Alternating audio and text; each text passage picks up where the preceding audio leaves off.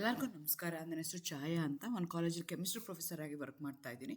ನನ್ನ ಇಂಟೆನ್ಷನ್ ಈ ಚಾನಲ್ನ ಸ್ಟಾರ್ಟ್ ಮಾಡೋದಕ್ಕೆ ಅಂದರೆ ಸಾಧ್ಯ ಆದಷ್ಟು ಕೆಮಿಸ್ಟ್ರಿ ರಿಲೇಟೆಡ್ ಟಾಪಿಕ್ನ ಸಿಂಪಲ್ಲಾಗಿ ಕನ್ನಡದ ಹೇಳುವಂಥ ಪ್ರಯತ್ನ ಮಾಡ್ತಿದ್ದೀನಿ. ಕೆಮಿಸ್ಟ್ರಿ ಇಷ್ಟ ಇಲ್ದಿರೋರ್ಗೂ ಕೆಮಿಸ್ಟ್ರಿ ಕಡೆಗೆ ಸೆಳೆಯುವಂಥ ಪ್ರಯತ್ನ ನಾನು ನನ್ನ ಚಾನಲಲ್ಲಿ ಮಾಡ್ತಾಯಿದ್ದೀನಿ. ಸದ್ಯಕ್ಕೆ ನೀವೇನಾದರೂ ಕಿತ್ತೂರು ರಾಣಿ ಚೆನ್ನಮ್ಮ ಯೂನಿವರ್ಸಿಟಿನಲ್ಲಿ ಓದ್ತಾ ಇದ್ದೀರಾ, 5th ಸೆಮ್ಮಲ್ಲಿದ್ದೀರಾ, ಕೆಮಿಸ್ಟ್ರಿನ one of the major subject ಆಗಿ ತೊಗೊಂಡಿದ್ದೀರಾ ಅಂತಂದರೆ ನಿಮಗೆ 2 ಪೇಪರ್ ಬರುತ್ತೆ, ಪೇಪರ್ 1 ಆ್ಯಂಡ್ ಪೇಪರ್ 2 ಅಂತ. ಪೇಪರ್ 1ನಲ್ಲಿ ನಿಮಗೆ 3 ಯೂನಿಟ್ದು ವಿಡಿಯೋಸ್ನ ಅಪ್ಲೋಡ್ ಮಾಡಿದ್ದೀನಿ. ಈಗ ಪೇಪರ್ 6ಅಲ್ಲಿ ಯೂನಿಟ್ 4ಅಲ್ಲಿ ನಿಮಗೆ UV ಸ್ಪೆಕ್ಟ್ರೋಸ್ಕೋಪಿ ಅಂತ ಬರುತ್ತೆ. ಆ್ಯಕ್ಚುಲಿ ಸ್ಪೆಕ್ಟ್ರೋಸ್ಕೋಪಿನಲ್ಲಿ IR, ಮಾಸು ಮತ್ತು UV ಬರುತ್ತೆ. UV ಸ್ಪೆಕ್ಟ್ರೋಸ್ಕೋಪಿನಲ್ಲಿ ಮೊದಲನೇ ವಿಡಿಯೋ ಇವತ್ತು ನಾನು ಅಪ್ಲೋಡ್ ಮಾಡ್ತಾ ಇದ್ದೀನಿ. ಆಲ್ರೆಡಿ ನೀವು 2nd ಸೆಮ್ಮಲ್ಲಿ UV ಸ್ಪೆಕ್ಟ್ರೋಸ್ಕೋಪಿದು ಪ್ರಿನ್ಸಿಪಲ್ ಆಗಿರ್ಬೋದು ಅದನ್ನೆಲ್ಲ ಓದಿರ್ತೀರ. ಈ ಸೆಮಿಸ್ಟ್ರಲ್ಲಿ ನಿಮ್ಗೆ ಏನು ಇಟ್ಟಿದ್ದಾರೆ ಅಂದರೆ empirical calculation of lambda max. ಅಂದರೆ ಈಗ ಏನು ಮಾಡ್ತೀರಾ ಅಂತಂದರೆ ನಿಮಗೆ ಕೊಟ್ಟಿರೋವಂಥದ್ದು ನಿಮ್ಗೆ ಗೊತ್ತಿದೆ. When you consider the UV visible spectroscopy ನಾವು ಏನು ಮಾಡ್ತೀವಿ, we are going to calculate in terms of absorption in terms of lambda max in ನ್ಯಾನೋಮೀಟರ್ಸಲ್ಲಿ ಎಕ್ಸ್ಪ್ರೆಸ್ ಮಾಡ್ತೀವಿ. ಸೊ ಥಿಯರಿಟಿಕಲಿ ನನಗೆ ವಿತೌಟ್ ಇನ್ಸ್ಟ್ರೂಮೆಂಟ್ ಇಲ್ದಲೇ ನನಗೆ ಸ್ಟ್ರಕ್ಚರ್ ನೋಡಿಬಿಟ್ಟು empirically using a pen and pencil looking into the structure can I calculate the lambda Max ಅನ್ನೋದು. ಅದಕ್ಕೆ ಅವ್ರೇನು ಮಾಡಿದ್ರು, ವುಡ್ವರ್ಡ್ ಮತ್ತು ಫೀಸರ್ ಅನ್ನೋರು ಏನು ಮಾಡಿದ್ರು, ಒಂದು ಎಂಪರಿಕಲ್ ರೂಲ್ನ by observing many organic compound comparing that with an experimental values ಒಂದು ಎಂಪರಿಕಲ್ ಫಾರ್ಮ್ಲ ನಾವು ಮಾಡ್ಬೋದು ಅಂತ ಕ್ಯಾಲ್ಕುಲೇಟ್ ಮಾಡಿದ್ರು. ಅದ್ರ ಕ್ಯಾಲ್ಕುಲೇಟ್ ಮಾಡಿ ನಾವೇನು ಮಾಡ್ತೀವಿ ಅಂದರೆ ವಿತೌಟ್ ಯೂಸಿಂಗ್ ಅನ್ ಇನ್ಸ್ಟ್ರೂಮೆಂಟ್ ಮಾಡ್ತೀವಲ್ಲ, ಅದಕ್ಕೆ empirical predicting wavelength of maximum absorption lambda max using Woodward Fisher rules. ಆ ವಿಡಿಯೋನ ಇವತ್ತು ನಾನು ಇನ್ ಡೀಟೇಲಾಗಿ ಅಪ್ಲೋಡ್ ಮಾಡೋಣ ಅಂತ ಅಂದ್ಕೊಳ್ತಾ ಇದ್ದೀನಿ. ಎಗೇನ್ ವೆಲ್ಕಮ್ ಟು ಛಾಯಾ. ನನ್ನ ಚಾನಲ್ನ ಸಬ್ಸ್ಕ್ರೈಬ್ ಮಾಡಿ, ಶೇರ್ ಮಾಡಿ, ಸಪೋರ್ಟ್ ಮಾಡಿ. ಸೊ ಅದಕ್ಕಿಂತ ಮುಂಚೆ ನಿಮಗೆ UV ಸ್ಪೆಕ್ಟ್ರೋಸ್ಕೋಪಿ ಅಂದರೆ ಏನು ಅಂತ ಗೊತ್ತಿರಬೇಕು. ಇವೊಂದು ಯು ಸ್ಟಡಿಡ್ ಇನ್ 2nd ಸೆಮ್ಮಲ್ಲಿ ಓದಿದ್ರು ನಿಮಗೆ ಗೊತ್ತಿದೆ. ಸ್ಪೆಕ್ಟ್ರೋಸ್ಕೋಪಿನಲ್ಲಿ ಏನಾಗುತ್ತೆ ಅಂದರೆ ಬೇರೆ ಬೇರೆ ಎಲೆಕ್ಟ್ರೋಮ್ಯಾಗ್ನೆಟಿಕ್ ರೇಡಿಯೇಷನ್ನ ಕನ್ಸಿಡರ್ ಮಾಡಿಕೊಂಡ್ರೆ ಬೇರೆ ಬೇರೆ ಅಬ್ಸಾರ್ಪ್ಷನ್ ಅಥವಾ ಬೇರೆ ಬೇರೆ ವೇವ್ ಲೆಂತ್ ಇರೋವಂಥ ಲೈಟ್ ಇರುತ್ತೆ. The wave length which extend from 200 to 800 nanometre. ಅದಕ್ಕೆ ನಾವೇನಂತ ಕರಿತೀವಿ, UV visible spectrum wave length ಅಂತ ಕನ್ಸಿಡರ್ ಮಾಡ್ತೀವಿ. Ultraviolet spectroscopy involves the measurement of absorption of radiation by the substance in UV visible region. So ನಾನೇನು ಮಾಡ್ತಾಯಿದ್ದೀನಿ, UV visible ರೀಜನ್ದು energy ತೊಗೊಂಡು ಅಥವಾ ಅದ್ರ ವೇವ್ ಲೆಂತ್ನ ತೊಗೊಂಡು ನಮ್ಮ ಸಬ್ಸ್ಟೆನ್ಸ್ ಜೊತೆಗೆ ಇಂಟ್ರ್ಯಾಕ್ಟ್ ಮಾಡ್ತಾಯಿದ್ದೀನಿ. ಇಂಟ್ರ್ಯಾಕ್ಟ್ ಮಾಡಿದಾಗ ಏನು ಆಗುತ್ತೆ, what is the amount of wave length that particular substance going to absorb.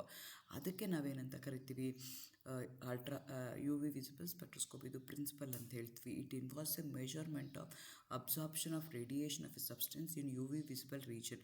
UV visible region ಹೇಗಾಗುತ್ತೆ, 200 to 800 ನ್ಯಾನೋಮೀಟರ್ ಇರುತ್ತೆ. ಆ ಎನರ್ಜಿ ಇರುವಂಥ ಅಥವಾ ಆ ವೇವ್ ಲೆಂತ್ ಇರುವಂಥ ಲೈಟ್ನ ಎಲೆಕ್ಟ್ರೋಮ್ಯಾಗ್ನೆಟಿಕ್ ರೇಡಿಯೇಷನ್ ನಾನು ಸಬ್ಸ್ಟೆನ್ಸ್ ಜೊತೆಗೆ ಇಂಟ್ರ್ಯಾಕ್ಟ್ ಮಾಡ್ತೀನಿ.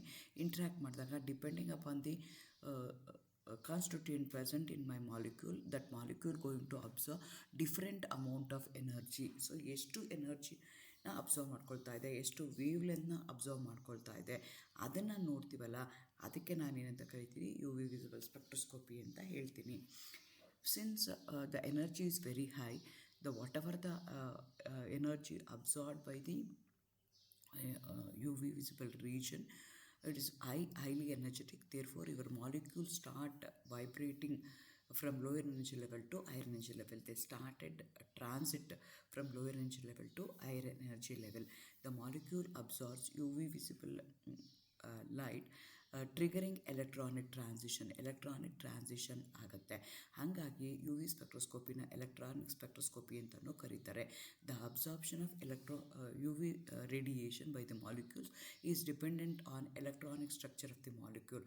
Measurement of the light absorbed at each wave length gives the structure of the compound.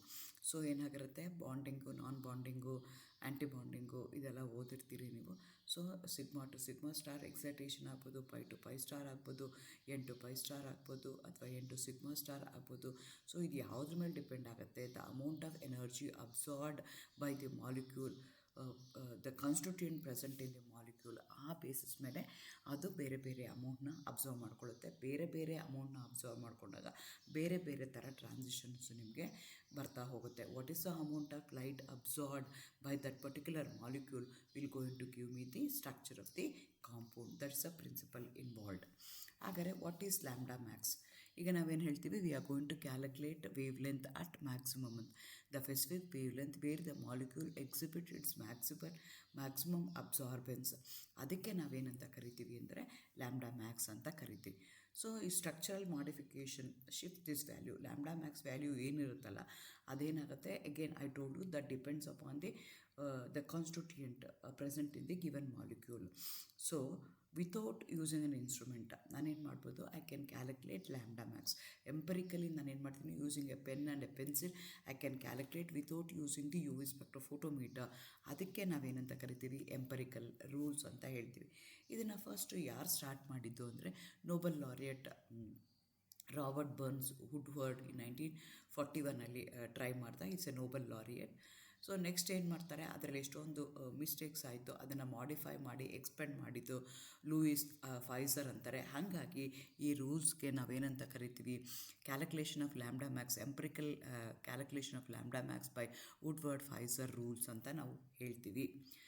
Purpose ಏನು ಅಂದರೆ, theoretically without using an instrument ನಾನೇನು ಮಾಡಬೇಕು, ಲ್ಯಾಂಬ್ಡಾ ಮ್ಯಾಕ್ಸ್ ಎಷ್ಟು ಬರುತ್ತೆ ಆ ಪರ್ಟಿಕ್ಯುಲರ್ ಮಾಲಿಕ್ಯೂಲ್ಗೆ, ಮ್ಯಾಕ್ಸಿಮಮ್ ವೇವ್ ಲೆಂತ್ ಎಲ್ಲಿರುತ್ತೆ, when you draw a graph of absorbance wavelength ಮಾಡಿದಾಗ ಲ್ಯಾಂಬ್ಡಾ ಬರುತ್ತೆ. ಆ ಲ್ಯಾಂಬ್ಡಾ ಮ್ಯಾಕ್ಸಿಮಮ್ ಎಲ್ಲಾಗುತ್ತಲ್ಲ ಅದನ್ನು ನಾನು ಕ್ಯಾಲ್ಕುಲೇಟ್ ಮಾಡ್ಕೋಬೋದು. ಯಾವ್ಯಾವುದಕ್ಕೆ ಮಾಡ್ಬೋದು, ಕಾಂಜುಗೇಟೆಡ್ ಡೈಯಿನ್ಸಿಗೆ ಮಾಡ್ಬೋದು, ಪಾಲಿಯಿನ್ಸಿಗೆ ಮಾಡ್ಬೋದು, ಕಾರ್ಬನೈಲ್ ಕಾಂಪೌಂಡ್ಸ್ ಮಾಡ್ಬೋದು. ಅದ್ರದ್ದೆಲ್ಲ ಮಾಡಿಬಿಟ್ಟು ಅದರದ್ದು ನಾನು ಕಾಂಪೌಂಡ್ ಏನಾಗುತ್ತೆ ಅಂತ ನಾನು ಹೇಳ್ಬೋದು. Commonly use terms in Woodward Fisher ರೂಲ್ನ ನೀವು ಕನ್ಸಿಡರ್ ಮಾಡೋದಾದರೆ ಇಲ್ಲಿ ಏನು ಮಾಡ್ತೀವಿ, ಅಸೈಕ್ಲಿಕ್ ಡೈಯಿನ್ ತೊಗೊಳ್ತೀವಿ. Compound has a straight and a branched carbon chain, not ring structure with a 2 double bonds. ಡೈಯಿನ್ಸ್ನ ಮಾಡ್ಬೋದು, ಓಪನ್ ಚೈನ್ ಇರುವಂಥದ್ದು. ಅದೇ ಥರ ನಿಮಗೆ ಕ್ಲೋಸ್ಡ್ ಚೈನ್ ಬಂದರೆ 2 ಥರ ಕನ್ಸಿಡರ್ ಮಾಡ್ತೀವಿ. ಒಂದು conjugated double bond containing within the molecule, single ಸಿಸ್ಟಮಲ್ಲೇ ಇತ್ತು ಅಂತ ಇಟ್ಕೊಳ್ಳೋಣ, ಆವಾಗ ಅದನ್ನು ಹೋಮೋ ಆ್ಯನ್ಯುಲರ್ ಅಂತ ಕರಿತೀವಿ. It is present in 2 different rings ಇತ್ತು ಅಂದರೆ ಹೆಟ್ರೋ ಆ್ಯನ್ಯುಲರ್ ಅಂತ ಹೇಳ್ತೀವಿ. ಹೋಮೋ ಆ್ಯನ್ಯುಲರ್ ಡಯಾಗ್ರಾಮ್ನ ಕೇರ್ಫುಲ್ಲಾಗಿ ಅಬ್ಸರ್ವ್ ಮಾಡಿ, it look like a cis conformation ಥರ ಕಾಣಿಸುತ್ತೆ. ಸೊ ಅದಕ್ಕೋಸ್ಕರ ಇದನ್ನು ಸಿಸಾಯ್ಡ್ ಅಂತ ಕರೀತಾರೆ. ಇದನ್ನು ಕನ್ಸಿಡರ್ ಮಾಡಿಕೊಂಡ್ರೆ ಇಟ್ ಲುಕ್ ಲೈಕ್ ಎ ಟ್ರಾನ್ಸ್ ಥರ ಕಾಣಿಸುತ್ತೆ, ಅದಕ್ಕೆ ಇದನ್ನು ಟ್ರಾನ್ಸಾಯ್ಡ್ ಅಂತ ಕರೀತಾರೆ. ಸೊ ಹೋಮೋ ಆ್ಯನ್ಯುಲರ್ ಇದು ಡೈಯಿನೇ, heteroannular is also a ಡೈಯಿನೇ, ಓಪನ್ ಚೈನ್ ಇರುವಂಥದ್ದು ಡೈಯಿನೇ. ಆದರೆ ಆ ಡಬಲ್ ಬಾಂಡ್ ಏನಿದೆಯಲ್ಲ ಅದು ವಿತಿನ್ ದಿ ಮಾಲಿಕ್ಯೂಲ್ ಇದೆಯಾ, ವಿತಿನ್ 2 ಡಿಫ್ರೆಂಟ್ ರಿಂಗ್ಸ್ ಇದೆಯಾ, ವಿತ್ ಓಪನ್ ಚೈನ್ ಮಾಲಿಕ್ಯೂಲಲ್ಲಿ ಇದೆಯಾ ಅನ್ನೋದು ನಿಮಗೆ ಗೊತ್ತಾಗಬೇಕು. ನೆಕ್ಸ್ಟು ಇನ್ನು 2 ಟರ್ಮ್ಸ್ನ ಯೂಸ್ ಮಾಡ್ತೀವಿ, exocyclic double bond, endocyclic double bond. So double bond ಇದೆ, double bond outside the ring ಇತ್ತು ಅಂತಂದರೆ ಎಕ್ಸೋಸೈಕ್ಲಿಕ್ ಅಂತ ಹೇಳ್ತೀವಿ, ವಿತಿನ್ ದಿ ರಿಂಗ್ ಇತ್ತು ಅಂತಂದರೆ ಎಂಡೋಸೈಕ್ಲಿಕ್ ಅಂತ ನಾವು ಕನ್ಸಿಡರ್ ಮಾಡ್ತೀವಿ.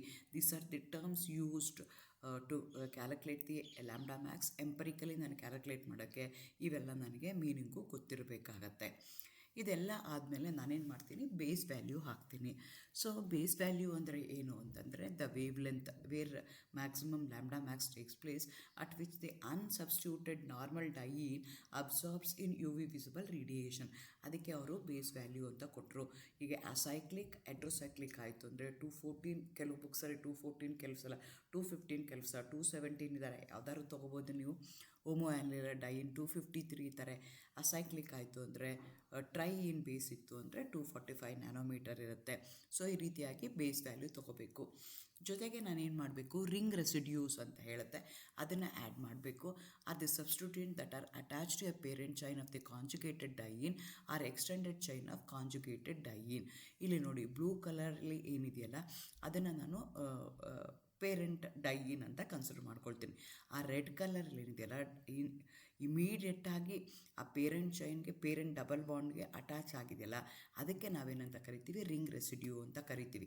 ಇಲ್ಲಿ ನೋಡಿ ಇದು ರೆಡ್ ಕಲರ್ ಇರೋದು, ಇದು ಡಬಲ್ ಬಾಂಡ್ಗೆ ಡೈರೆಕ್ಟಾಗಿ ಲಿಂಕ್ ಆಗಿದೆ, ಈ ಡಬಲ್ ಬಾಂಡ್ಗೆ ಇದು ಡೈರೆಕ್ಟಾಗಿ ಲಿಂಕ್ ಆಗಿದೆ, ಈ ಡಬಲ್ ಬಾಂಡ್ಗೆ ಇದು ಡೈರೆಕ್ಟಾಗಿ ಲಿಂಕ್ ಆಗಿದೆ.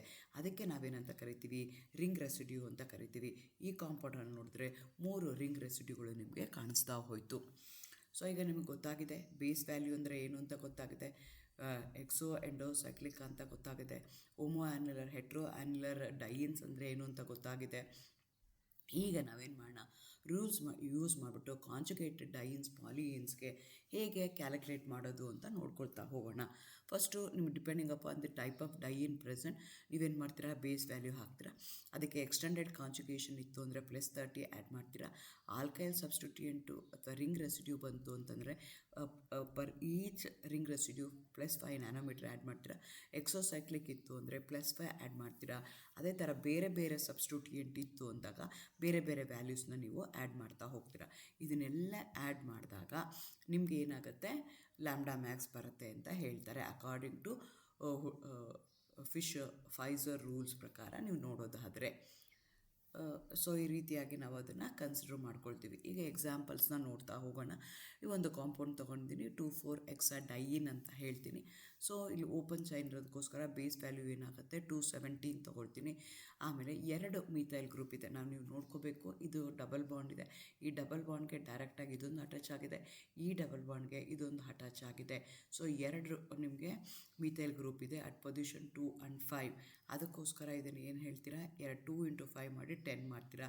ಬೇರೆ ಇನ್ನೇನು ಇಲ್ಲ, 2 ಆ್ಯಡ್ ಮಾಡಿದಾಗ 227 ನ್ಯಾನೋಮೀಟರ್ ನಿಮಗೆ ಬಂತು.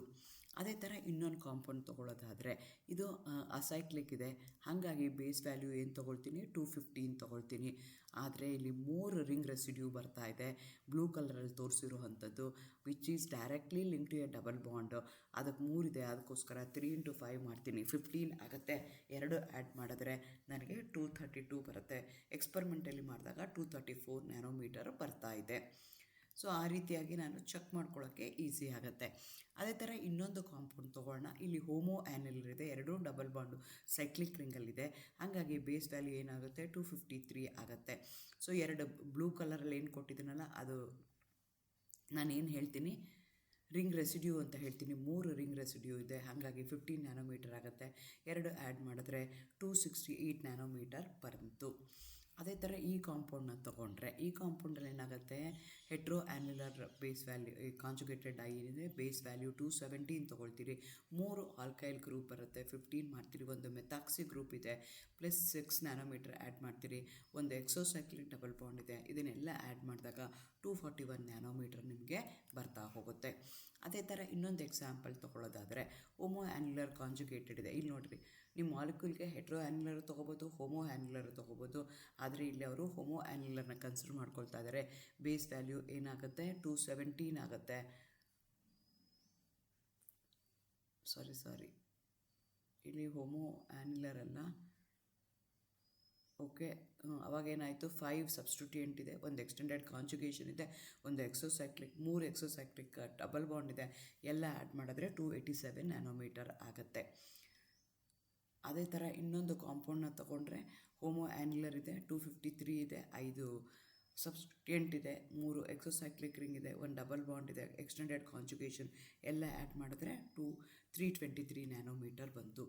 ಅದೇ ಥರ ಇನ್ನೊಂದು ಕಾಂಪೌಂಡ್ ತೊಗೊಳ್ಳೋದಾದರೆ ಅಸೈಕ್ಲಿಕ್ ಕಾಂಜುಗೇಟೆಡ್ ಡೈಯಿನ್ ಇದೆ, ಬೇಸ್ ವ್ಯಾಲ್ಯೂ 217 ತೊಗೊಳ್ತೀನಿ. ಆಲ್ಫಾ ಸಬ್ಸ್ಟಿಟ್ಯೂಟೆಡ್ 1 ಇದೆ, ಬೀಟಾ ಸಬ್ಸ್ಟಿಟ್ಯೂಟೆಡ್ 2 ಇದೆ. 2 ಆ್ಯಡ್ ಮಾಡಿದ್ರೆ 249 ನ್ಯಾನೋಮೀಟರ್ ಬರುತ್ತೆ.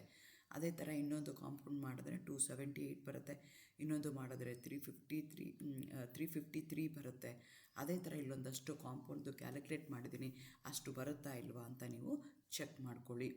ಇದರದ್ದು ಅಪ್ಲಿಕೇಶನ್ ಏನು ಅಂದರೆ structural illustration of the synthetic product, natural product identification, verifying the degree of conjugation, ಇದೆಲ್ಲ ಮಾಡೋದಕ್ಕೆ ನಾನು ಎಂಪರಿಕಲಿ ಕ್ಯಾಲ್ಕುಲೇಟ್ ಮಾಡ್ಬೋದು. ಆದರೆ ಲಿಮಿಟೇಷನ್ ಏನು ಅಂದರೆ ಎಲ್ಲ ಸಲನೂ ಎಕ್ಸಾಕ್ಟ್ ವ್ಯಾಲ್ಯೂ ಕೊಡಲಿಲ್ಲ. ಸ್ಟೀರಿಕ್ ಇಂಡರೆನ್ಸು, ಡಿಸ್ಟಾರ್ಟೆಡ್ ಮಾಲಿಕ್ಯುಲರ್ ಜಾಮಿಟ್ರೀಸ್ ಇದ್ದಾಗ ಇದು ಎಂಪರಿಕಲ್ ಫಾರ್ಮುಲಾ ಆನ್ಸರ್ ಮಾಡೋದು ಕಷ್ಟ ಆಯಿತು. ಇವನ್ ಕೆಲವೊಂದು ಸಲ ಸಾಲ್ವೆಂಟ್ ಎಫೆಕ್ಟ್ ಇದ್ದಾಗ್ಲೂ ಸಿಗ್ನಿಫಿಕೆಂಟ್ ಶಿಫ್ಟ್ ಆಗುತ್ತೆ, bathochromic shift, blue shift, red shift ಅಂತೆಲ್ಲ ಬರುತ್ತೆ. ಆವಾಗ್ಲೂ ಅದು ಕರೆಕ್ಟಾಗಿ ನನಗೆ ಲ್ಯಾಂಬ್ಡಾ ಮ್ಯಾಕ್ಸ್ ವ್ಯಾಲ್ಯೂಗಳನ್ನ ಕೊಡ್ತಾ ಇರಲಿಲ್ಲ. Those are the limitation. But however conclusion ಏನು ಅಂದರೆ Woodward Fieser rules provide a efficient paper and pencil approximation of UV absorption. Empirically without using an instrument ನಾನೇನು ಮಾಡ್ಬೋದು, looking into the structure looking into the conjugation ನಾನು ಏನು ಮಾಡ್ಬೋದು ಅಂತಂದರೆ ಎಷ್ಟು lambda max ಬರ್ಬೋದು ಅಂತ ಎಂಪ್ರಿಕಲಿ ಕ್ಯಾಲ್ಕುಲೇಟ್ ಮಾಡ್ಬೋದು. So it going to bridge the gap between the experimental spectroscopic and conceptual molecular orbital theory ಮಧ್ಯೆ ಇದು ಗ್ಯಾಪ್ನ ಫಿಲ್ ಮಾಡೋದಕ್ಕೆ ಇದು ಹೆಲ್ಪ್ ಮಾಡುತ್ತೆ. ಈ ರೀತಿಯಾಗಿ ರೂಲ್ಸ್ನ ಯೂಸ್ ಮಾಡಿಕೊಂಡು ನಾವು ಡೈಯಿನ್ಸ್ ಆಗಿರ್ಬೋದು, ಅದು ಅಸೈಕ್ಲಿಕ್ ಆಗಿರ್ಬೋದು, ಹೋಮೋ ಆ್ಯನ್ಯುಲರ್ ಆಗಿರ್ಬೋದು, ಎಟ್ರೋ ಆ್ಯನ್ಯುಲರ್ ಮಾಲಿಕ್ಯೂಲ್ಸ್ಗಳಲ್ಲಿ empirically we can calculate lambda max. ಅದನ್ನು ನಾನು ಈ ವಿಡಿಯೋದಲ್ಲಿ ಹೇಳಿದ್ದೀನಿ. Thank you. All the best. Good luck.